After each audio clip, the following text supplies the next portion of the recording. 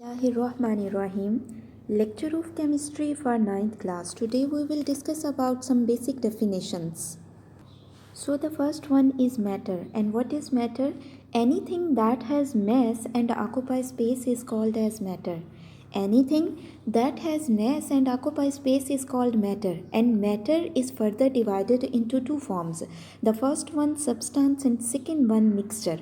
Substance and mixture. And what is substance? The pure form of matter is called as substance and the impure form of matter is called mixture. The pure form of matter is called substance and the impure form of matter is called as mixture. अब matter हमारे पास क्या है? हर वो चीज़ जिसका वज़न है और वो जगह घेरती है उसे matter कहा जाता है. हर वो चीज़ जिसका mass है यानी वज़न है और वो जगह घेरती है उसे क्या कहा जाता है? उसे matter कहा जाता है. अगर आप अपने इर्द गिर्द देखें तो हर चीज़ जो है वो मैटर है. ठीक है. और मैटर को फर्दर डिवाइड किया जाता है टू फॉर्म्स में. फर्स्ट वन जो है वो सब्सटेंस है और सेकंड जो है उसको मिक्सचर कहते हैं. अब सब्सटेंस क्या है? मैटर जो प्योर फॉर्म में प्रेजेंट हो, खालिस फॉर्म में जो हो उसे हम सब्सटेंस कहते हैं और जो इम्प्योर फॉर्म में हो उसे हम मिक्सचर का नाम देते हैं. ठीक है. And the next one is physical properties. And what are physical properties? The physical properties are those which are associated with the physical state of a substance. Which are associated with the physical states of a substance are called as physical properties. For example, smell of a substance, for example, taste, for example, hardness, melting point, boiling point, all are the physical properties. And for example, when ice is heated, it converted into the water, and when water is heated it is converted into the steam. So it is a physical change. It is a physical change. अब physical properties हमारे पास क्या होती हैं? वो properties जो matter की physical state के साथ एसोसिएट होती हैं उन्हें हम फिज़िकल प्रॉपर्टीज़ का नाम देते हैं. फॉर एग्ज़ाम्पल, किसी भी सब्सटेंस का कलर देख लें, स्मेल देख लें, टेस्ट देख लें, मेल्टिंग पॉइंट देख लें, बॉइलिंग पॉइंट देख लें, तो ये सब की सब क्या हैं? ये सब की सब फिज़िकल प्रॉपर्टीज़ हैं.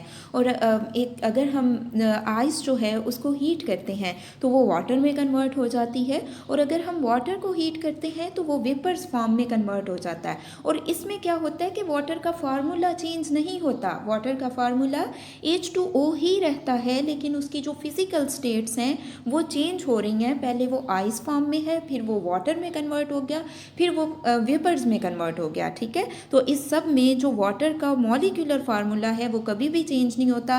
दैट्स मीन कि ये फिजिकल चेंज है, केमिकल चेंज नहीं है. The next one is chemical properties. And chemical properties depends upon the composition of the substance.